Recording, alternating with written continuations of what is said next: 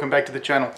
Now I was thinking about something to make a video, and I've got a few ideas, but right now I'm just sitting around and in the middle of researching a few things, and I started flicking through this book.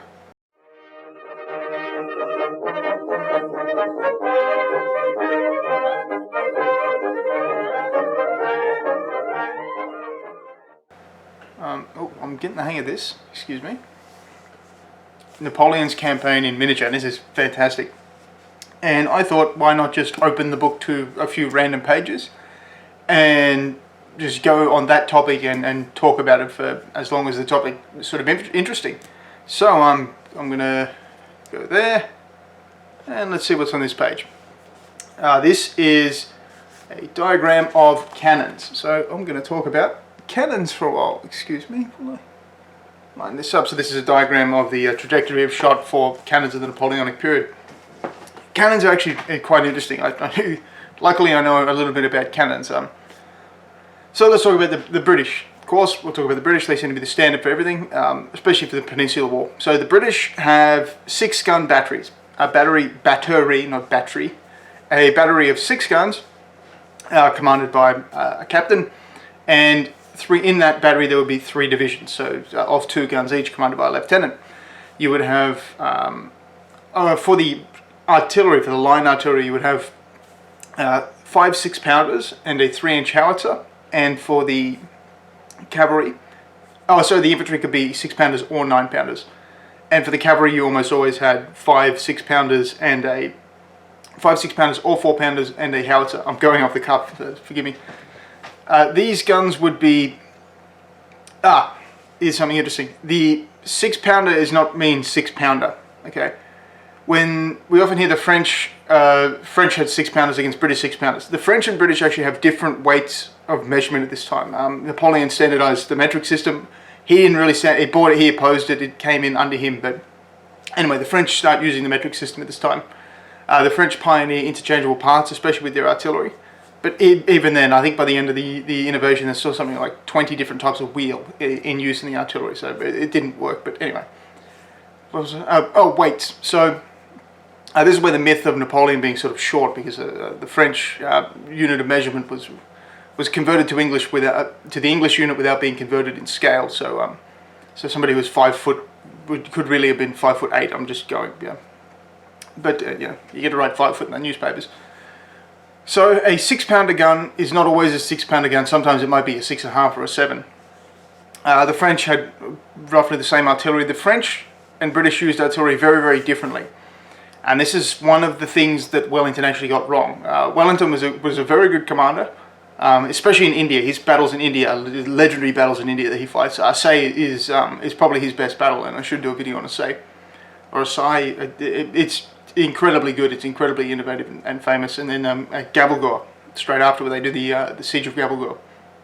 Yeah. Anyway, the way Napoleon would use artillery was in the Grand Battery. The Grand Battery, he would have his artillery more or less grouped in a single mass, or in a unified area, under a unified command, and the artillery would operate independent. They would support divisions and corps, divisions and brigades. Probably not entire corps, but yeah, the artillery would support elements of the army. While the British would split artillery off, they would send a battery to this division, this brigade, or they would send a half battery to this brigade, or 2 batteries to this division. They would split their artillery up. Anybody who wants to know more about artillery should definitely read Mercer. Mercer was a artillery captain at Waterloo. He was actually in the thick of fighting. His position was overrun, and he stayed with his guns along with his men. The Royal Artillery and the Royal Horse Artillery at Waterloo get a very bad rap, and deservedly they get a bad rap. When their guns are overrun, most of the crews and the gunners just leave. They don't spike their own guns. They don't. Well, you wouldn't spike your own guns, obviously, because spiking a gun is a lot more difficult to remove than you think. It's quite a lot of work. But I mean, like factory level work, not just stuff you can do. Anyway, they took their linstocks with them. They took their cleaning and loading equipment. They just loaded everything up and left. Which meant that when the French were repulsed, the British lost quite a number of cannon. And when a few years later after Waterloo, when the idea was put to Wellington of giving cash bonuses to a lot of officers who had served at Waterloo, he was very, very emphatic that the horse artillery and the Royal Artillery were not to get those bonuses, because he really did not think they behaved appropriately at all. So let's go back to the book. That was artillery. Grazing, that was a description of grazing fire and all that, so I'm not mathematically inclined enough at this moment to talk about grazing fire. Artillery is a very complicated and very mathematical thing to deal with. Napoleon, of course, was artillery general. Okay. This one is cheating, so I'm not going to do it. Medical services. Let's go to the next one. What do you reckon, guys? There? I'm not going to talk and then people actually with me. Vittoria. Okay. The band Forlorn Hope. I'm recording this on the 27th of July. The band Forlorn Hope has actually just released their album. One of those songs is Vittoria, and Vittoria is Vittoria is the last battle in Spain. Vittoria is in 1813. I should have looked at the date, but anyway, it's in 1813. It's the last big battle in Spain, and it's the battle that it's quite embarrassing. King Ferdinand of Spain, Napoleon's brother, of course. No, not King Ferdinand. King Joseph of Spain. King Joseph of Spain. I said Ferdinand, so I'll cut that out. But Joseph of Spain is fleeing with his baggage train. He's leaving Spain with his baggage train, and he's taking his army with him. And he takes command of the French army. Ooh, this is not a good idea. Sun Tzu, it says a lot of obvious stuff, but one of the stuff he says that's very true is don't let political people be in control of armies. They generally just don't do a very good job at all. And Vittoria, the battle itself is pretty interesting.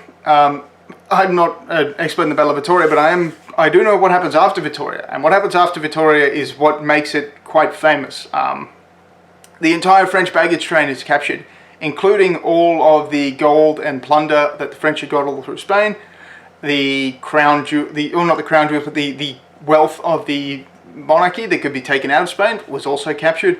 A lot of British soldiers got filthy rich when they took this wagon train. A lot of the cavalry ran ahead and secured it at first, which royally pissed off quite a few people. The artillery especially were angry because the artillery were the last people to get to this thing, and they'd been pretty much plucked clean.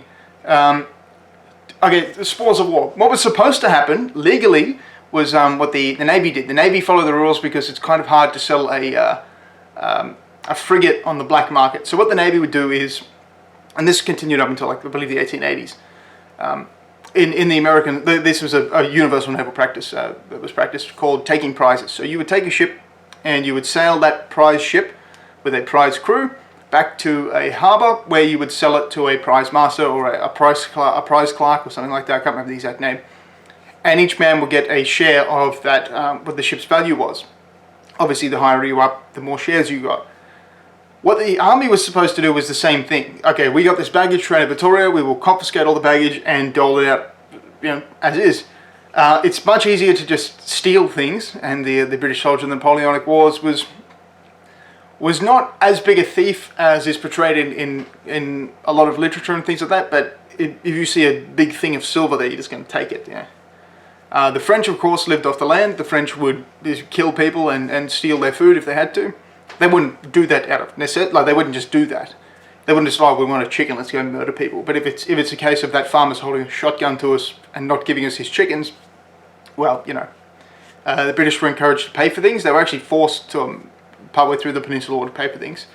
You got in a lot of trouble if you stole from the local population. You could loot the French as much as you like.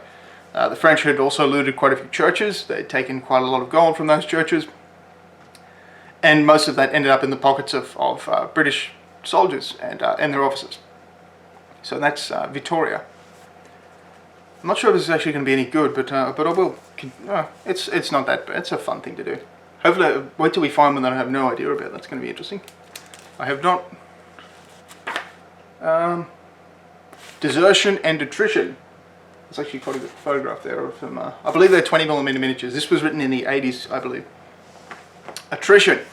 If you see my video on Baron Leray, link in the what am I doing that for? Link in the description. Baron Leray talks about desertion, where people would This specifically towards the end of the Napoleonic Wars, 1814, 1815, when Napoleon just massively conscripts people.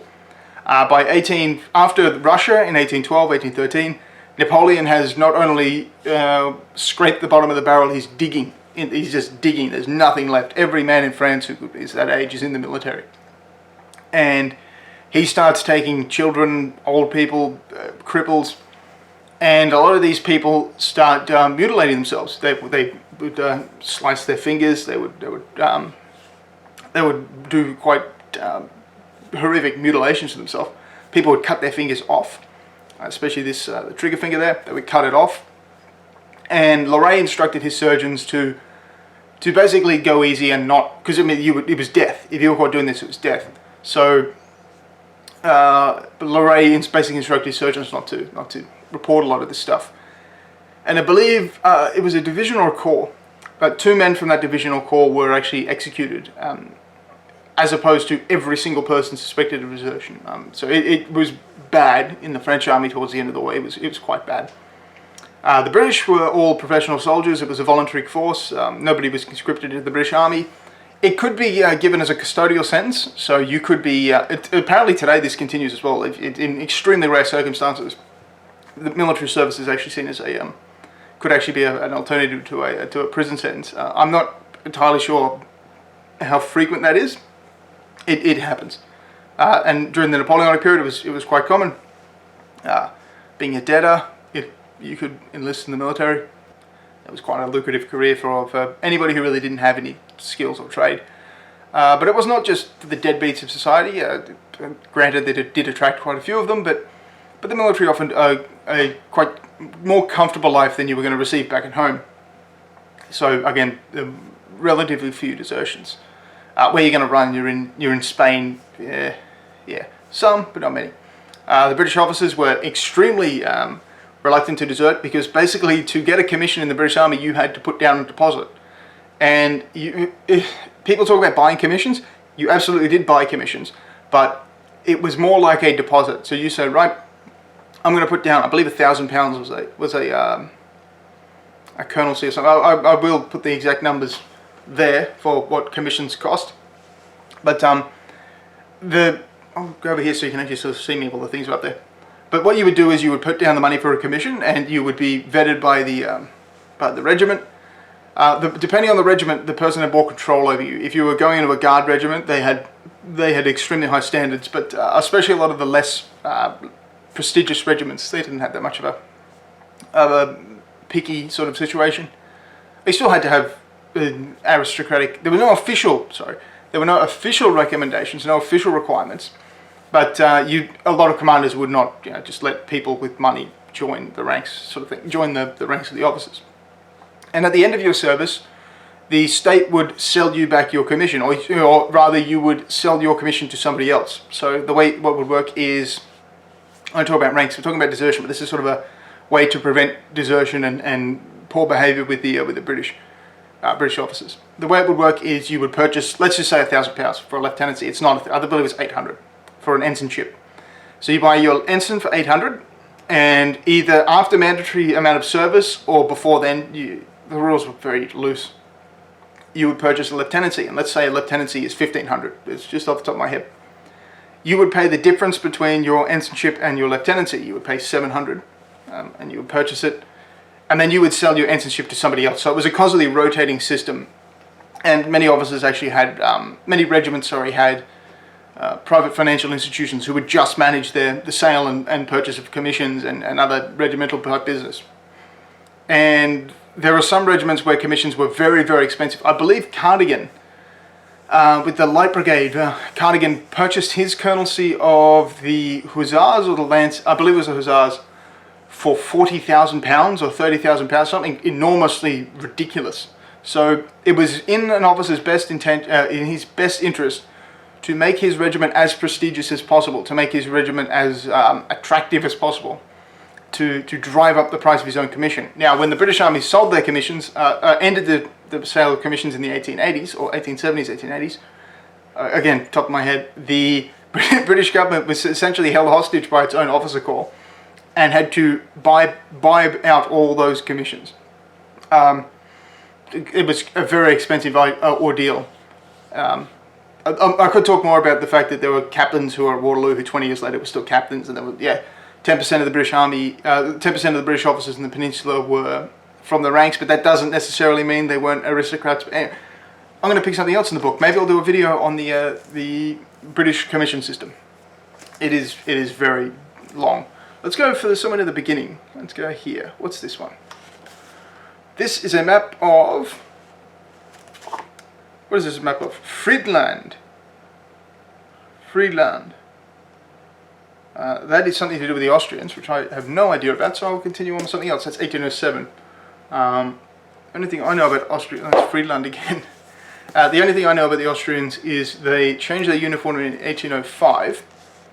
They changed their uniform in 1805 from the very, very nice long coat with the black helmet to a boring shako with a sort of shortened coat. And the pre-1805 Austrian uniform is much, much better. And I'm not just saying that because I had a lot of 20mm Austrian figures when I was younger.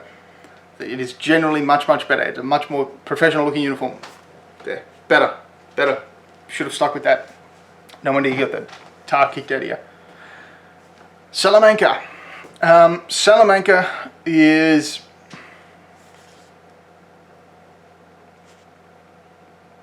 Is this one with the hills? No. Let me do... we did Vittoria. We'll do something other than Salamanca. What's this? Recruiting and paying for the army. Military pay and army compensation. I don't want to keep laughing, but the French had a big problem getting horses. There were, in 1805, prior to Napoleon's planned and aborted invasion of the United Kingdom, there were many regiments of dragoons who just did not have horses. They were foot dragoons for all intents and purposes. Later on, and this seems to be a weird... I'm not sure if this is a clerical thing, or if this is just simply an intended thing. I'm leaning towards being a clerical thing, but we hear later on in the Napoleonic Wars that the veteran dragoons, if I can speak properly, were without horses. Their horses had simply been lost to attrition. The French treated their horses awfully. You could actually smell French horses. We have records of this. The French used these awful rotting sort of wool, like sheepskin saddle covers that would rot, that would go bad. The French rode their horses to exhaustion. The French horses were constantly saddle sored. They were constantly sweating profusely. The French did not take very good care of their horses at all, especially in Spain. And you basically just ride your horses into the ground. The British took much better care of their horses because they had much fewer of them. The British cavalry in the peninsula, British cavalry, of course, in a society like England with the nobility and with the aristocracy, cavalry is a very lucrative career to go into. I talked about commissions earlier. Cavalry commissions were always much, much more expensive than infantry commissions. And the cavalry was the social elite force to join. You could make an argument that with the French Revolution seemingly doing away with a lot of the permanent aristocracy, the cavalry did suffer. I'm not making that argument, I'm just saying that that's one that is out there. What was it? Oh, pay. Pay was constantly in arrears, as happens with soldiers and militaries. The British infantry must pay quite a lot of money. When you were recruited by a recruiting sergeant, he would lie through his teeth to you. He would lie so much. There was a bounty which you received, which was something extravagant, like 20-something pounds. I believe it was 21 pounds 9 shillings. That number's in my head. It might not be correct. For the 12 pence to a shilling, 20 shillings to a pound, and a guinea is 21 shillings. Guinea is a term that British use. Not a racial slur, it's a unit of money. If you hear about guineas being exchanged and guineas and stuff like that in Spain, they're talking about money. So you would be offered this enormous bounty, and it would just be, oh, fantastic, I'll join up to the 30, we'll say the 33rd, that's Wellington's old regiment, 33rd.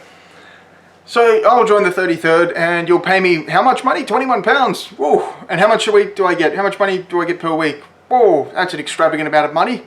You can see I don't know how much that is off the top of my head, but it was a large amount of money. It was more than you could make working in any job that you would ever conceivably get to.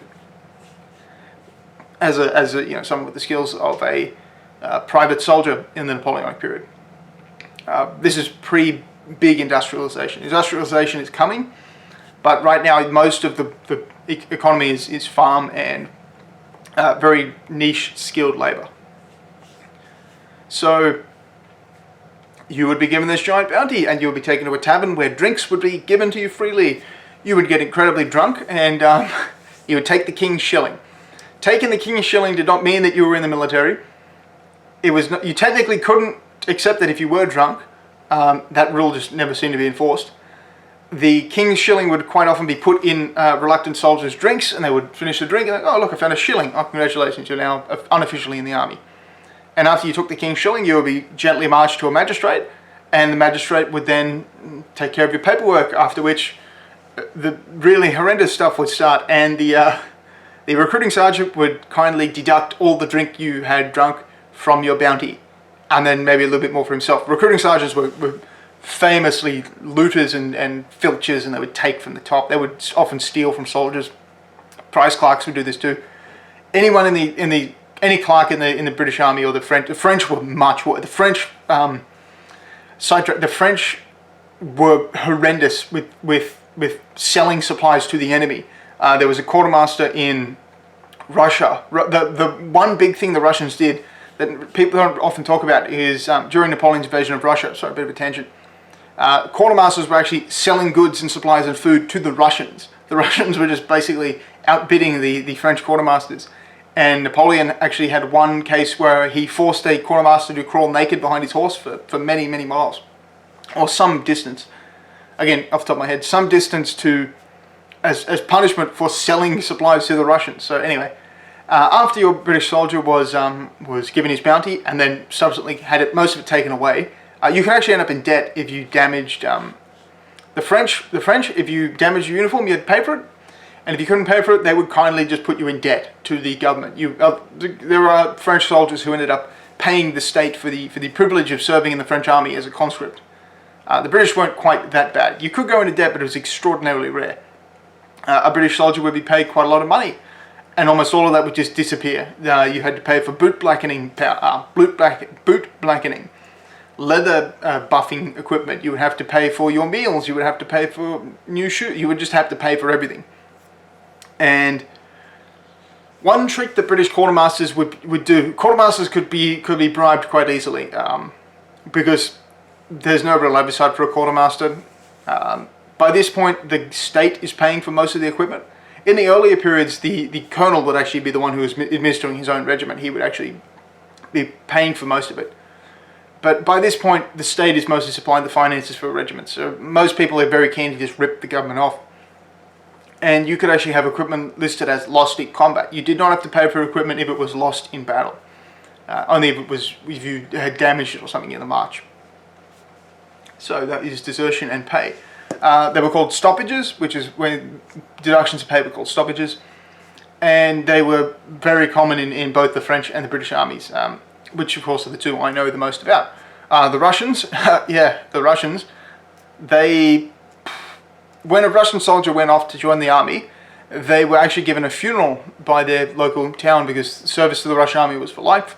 I believe later on in the Napoleonic Wars, it was reduced to 25 years. So if you left when you were 18 or maybe 15, you'd be 43 when you came home, if you even came home. Russia's very complicated because you get the point of most of the Russians are slaves. It's quite a weird part. So let me just sort of put my finger there. Maybe do one or two more. The Austrians. Now, I said before I don't know a lot about the Austrians. The Austrians have a few different types of troops. You have the Austrians themselves, and then you have these sort of German-Hungarian regiments. They are split into German and Hungarian regiments. Hungarians, blue pants, I believe, blue pants.